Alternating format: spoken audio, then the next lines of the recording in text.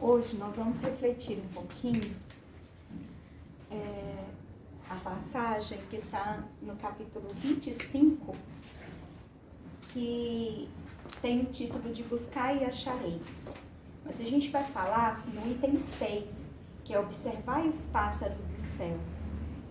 Não ajunteis tesouros na terra, onde a ferrugem e os vermes os corroem, onde os ladrões o desenterram e roubam, mas formai tesouros no céu, onde nem a ferrugem nem os vermes os corroem, porque onde está o vosso tesouro, aí também está o vosso coração. Prestem atenção. Onde está o vosso tesouro, aí também está o vosso coração. Por isso eu vos digo, não vos inquieteis por saber onde achareis do que comer para o sustento da vossa vida, nem de onde tirareis roupa para cobrir o vosso corpo. A vida não é mais do que o alimento e o corpo mais que a roupa? Observai os pássaros no céu, eles não semeiam e nem colhem, e não amontoam nada nos celeiros, mas vosso Pai Celestial os alimenta. Não sois muito mais do que eles? E quem é dentre vós aquele que pode, com todos os seus cuidados, aumentar a sua estatura à altura de um côvado? Porque também vos inquietais pela roupa? Observai como crescem os lírios dos campos. Eles não trabalham e nem fiam. E, entretanto, eu vos declaro que Salomão, mesmo em toda a sua glória, jamais se vestiu como um deles.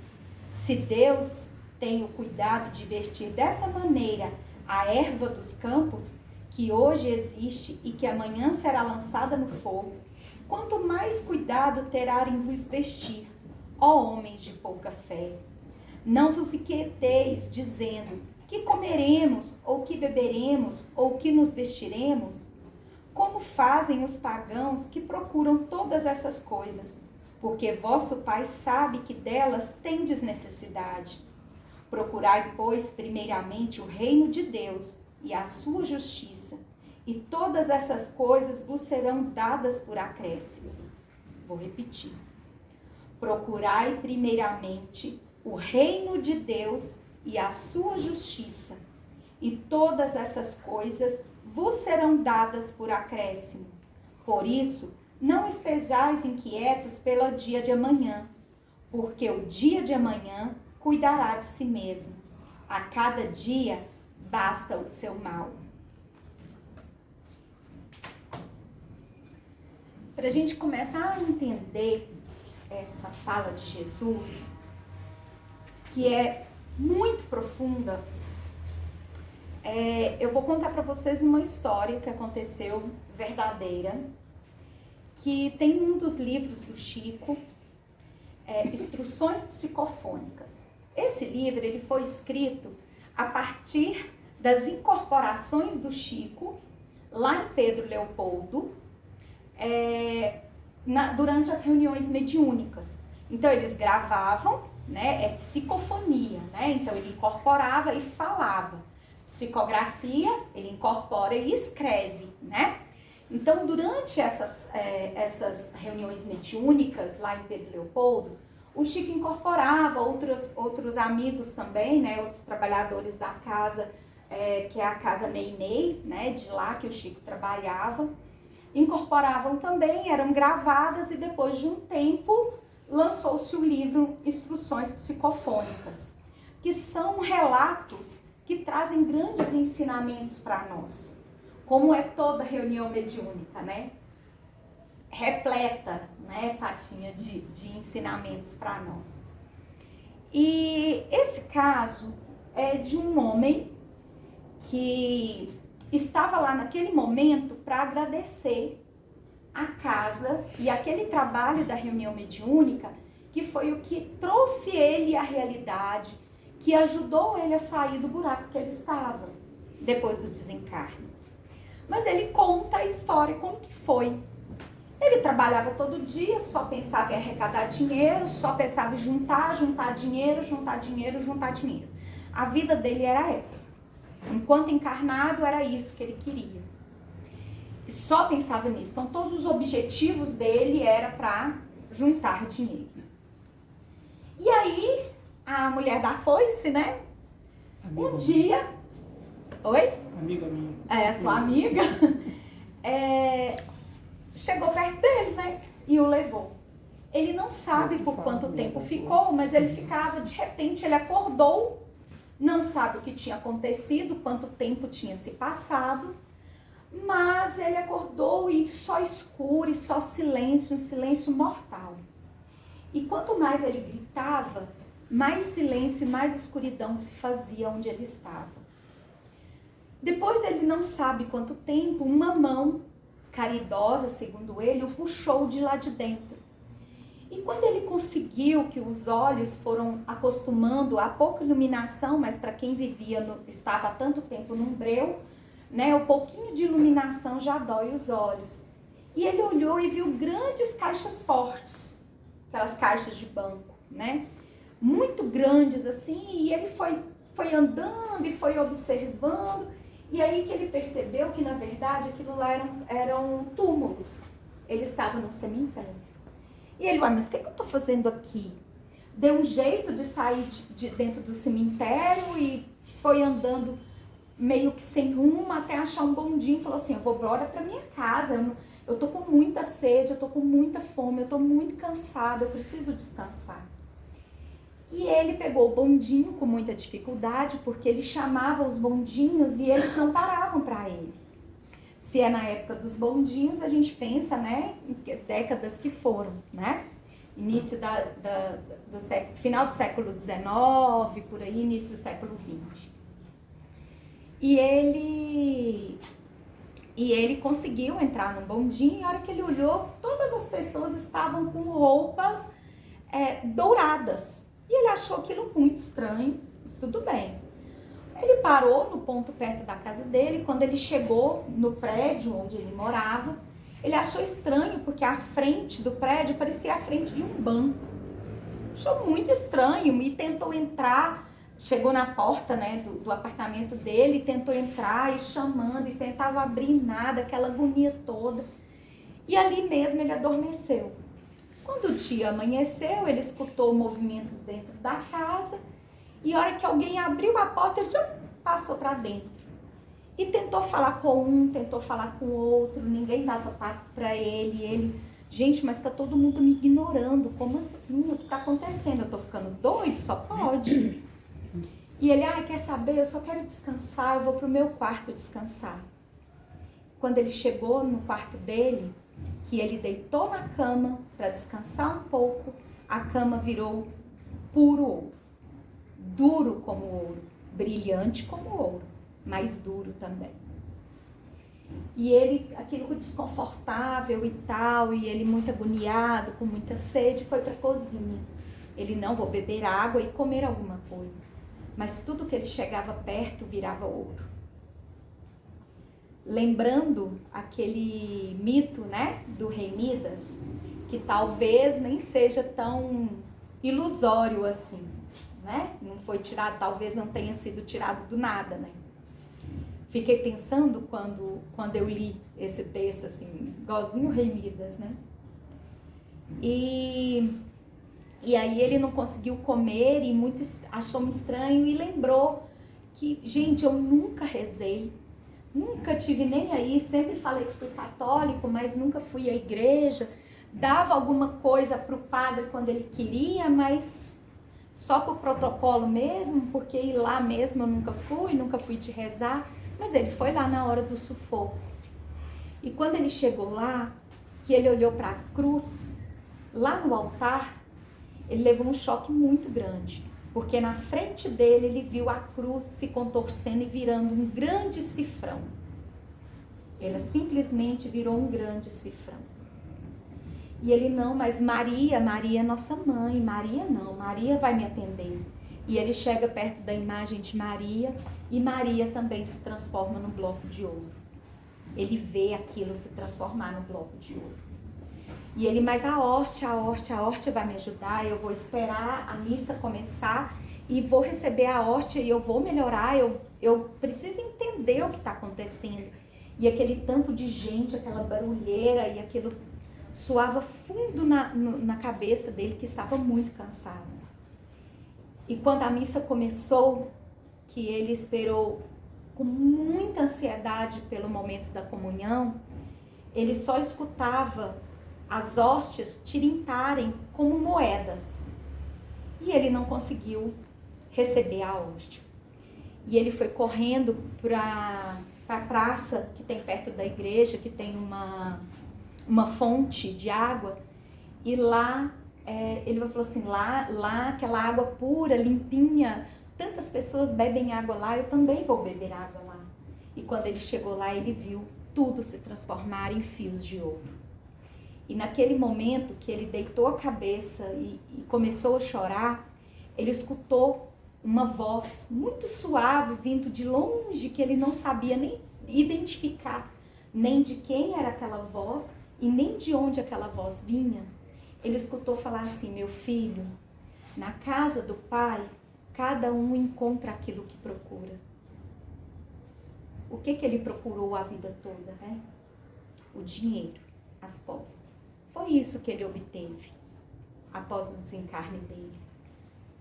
Bom, e naquele instante, ele lembrou de um amigo dele, o Cláudio, que ele tinha se afastado dele há muito tempo atrás, porque ele tinha se tornado espírita e trabalhava com o Chico.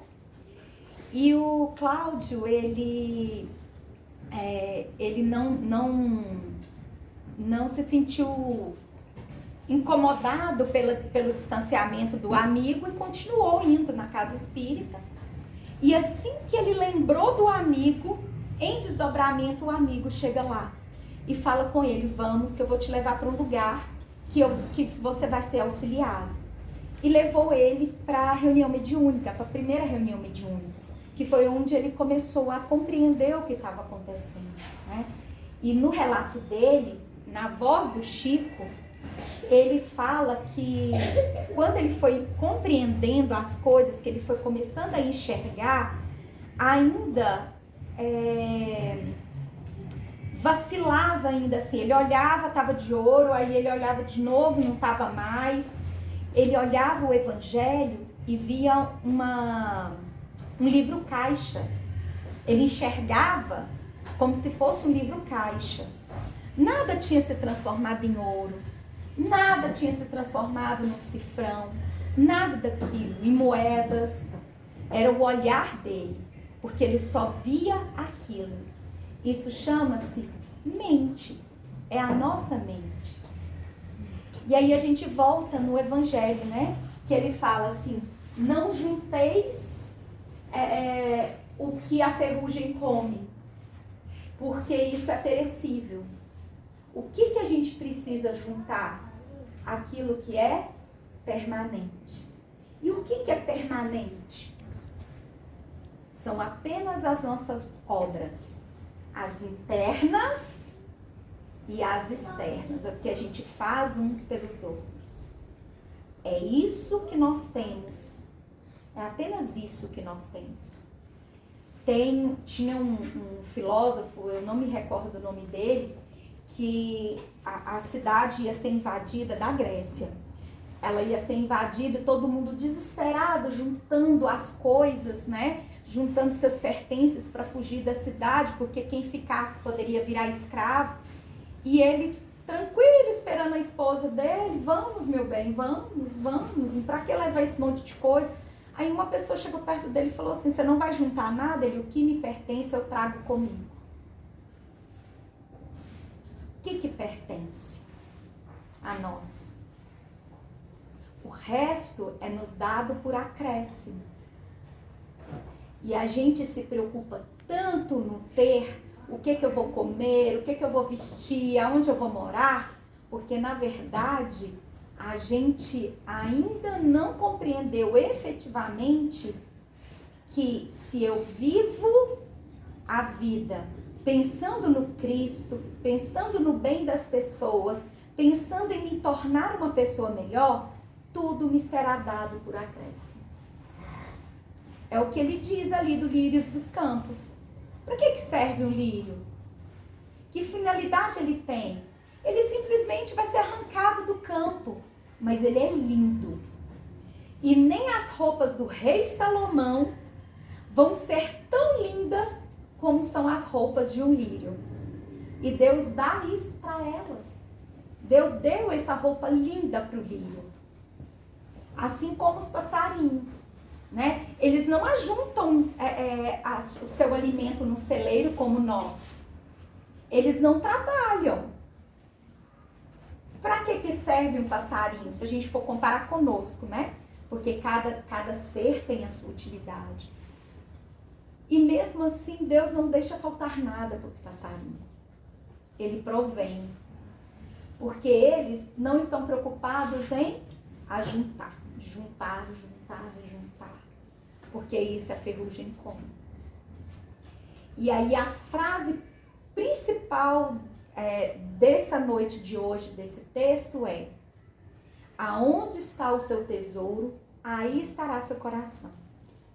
Aonde estava o tesouro desse moço? No dinheiro, em ter posses. Aonde estava o coração dele o tempo todo? E aí toda a vida dele estava em volta disso. Tudo plasma, tudo é plasmado pela mente dele, o tempo todo. Mas ninguém enxergava isso, apenas ele. Porque ele vibrava nessa sintonia, na sintonia do ter o tempo todo. Né?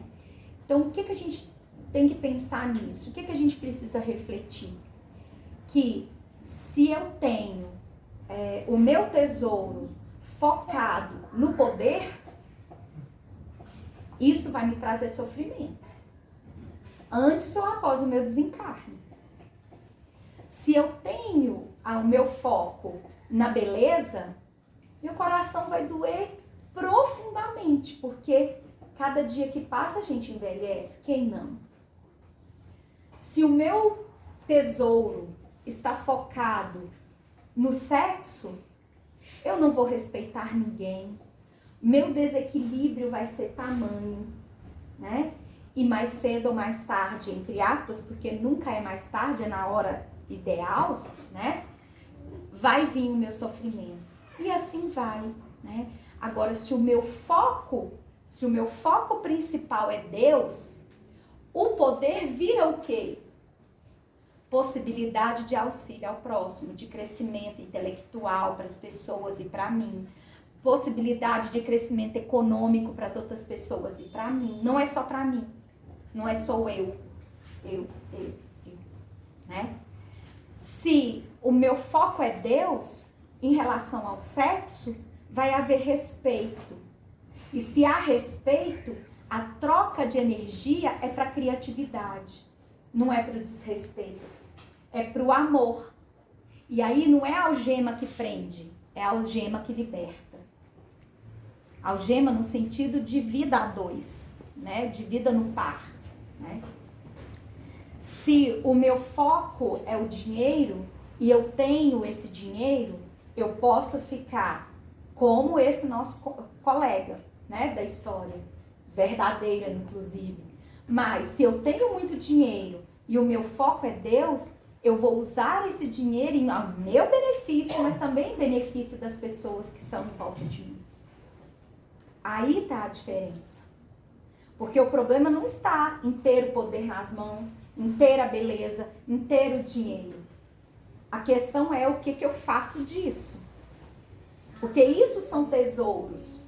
E o que eu estou fazendo com esses meus tesouros? Se o meu tesouro é o dom da fala, o que eu estou usando esse tesouro? Eu estou usando meu tesouro para humilhar as pessoas, para maldizer pessoas, para passar a lábia nas pessoas e só levar vantagem em detrimento da vida do outro, que não me interessa se ele está levando prejuízo, se ele está ficando prejudicado em qualquer sentido? Ou eu estou usando esse meu dom para levar coisas boas para as pessoas? Assim com tudo na nossa vida. Com todos os nossos tesouros, com todos os nossos dons. É isso que fala a parábola dos talentos, né? Que é um outro estudo, né? Mas é o que eu estou fazendo disso que eu tenho nas minhas mãos? Tanto é que, normalmente, as pessoas hoje encarnadas com deficiência intelectual foram pessoas que em encarnações anteriores, ou uma encarnação anterior, usou mal a inteligência. Usou pro mal. Fez muito mau uso da sua inteligência. Então, momentaneamente, ela vai ser retirada. Não é retroceder, mas é ser retirada, é ficar latente por um período, por uma encarnação, para aprender a dar valor.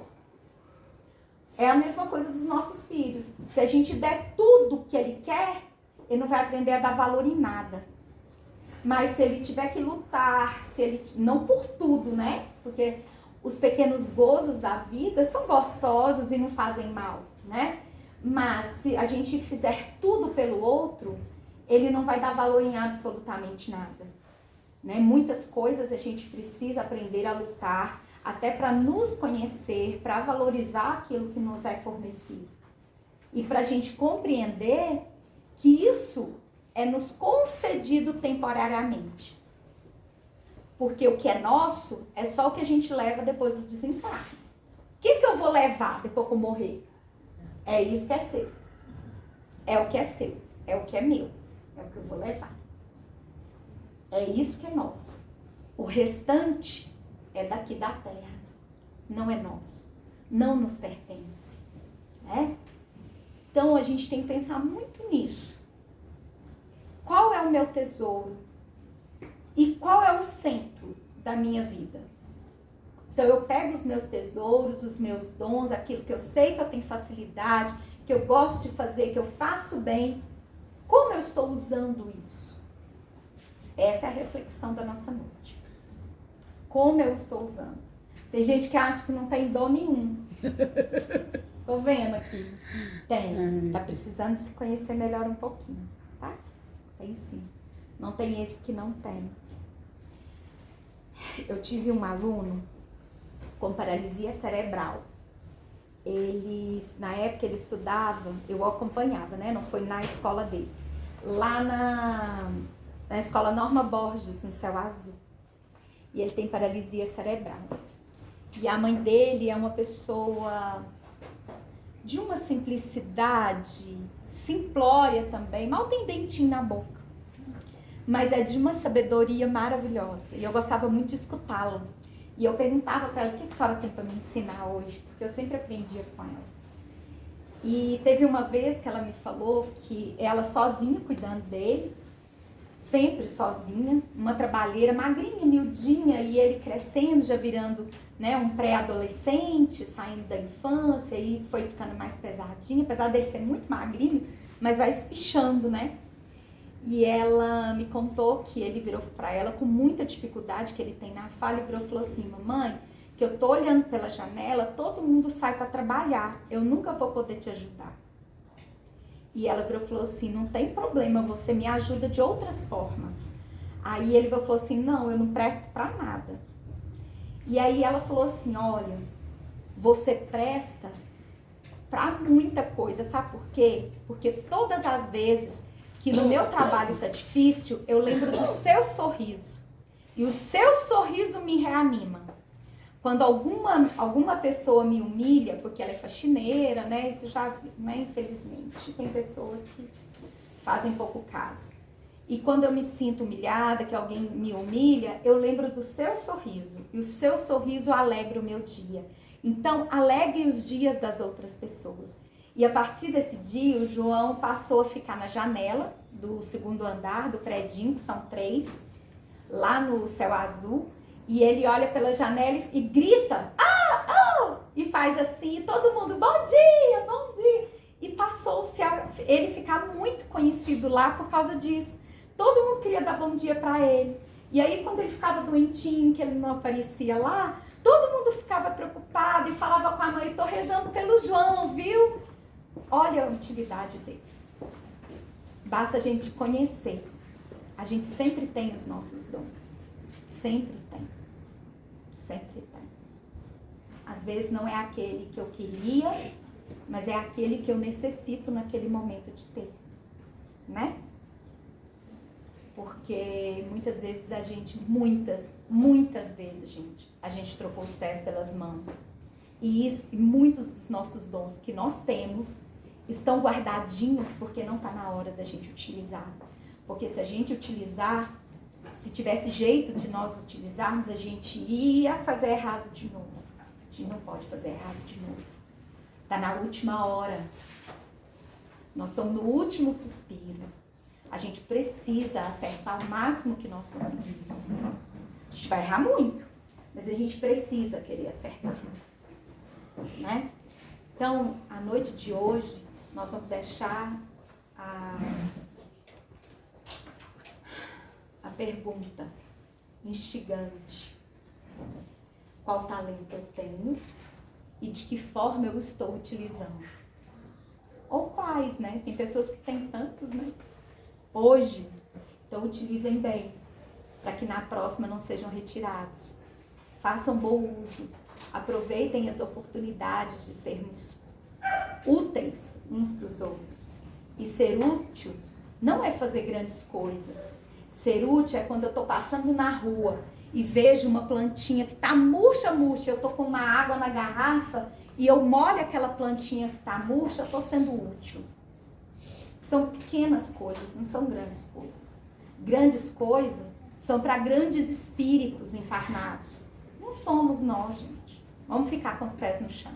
Não somos nós, os grandes espíritos encarnados. Grandes espíritos encarnados foi Chico, Madre Teresa, Irmã Dulce. A gente ainda não consegue fazer assim como eles, sermos tão desprendidos daquela maneira. A gente ainda não consegue. Então vamos fazer de pouquinho, dando passo a passo e observando se tem um animal com fome, então providencia. Se tem uma pessoa também necessitando de alguma coisa, providencie. E assim a gente vai, né? Porque tudo que a gente fizer de bom vai ser nosso advogado em qualquer lugar que a gente estiver. O Chico falava isso. Qualquer bem que fizermos em qualquer lugar será o nosso advogado em qualquer parte, em qualquer momento que estivermos. Pensemos nisso, tá? Então eu deixo o que vocês vão fazer, o que vocês estão fazendo com os tesouros de vocês e quais são eles. Viu, Carlinhos?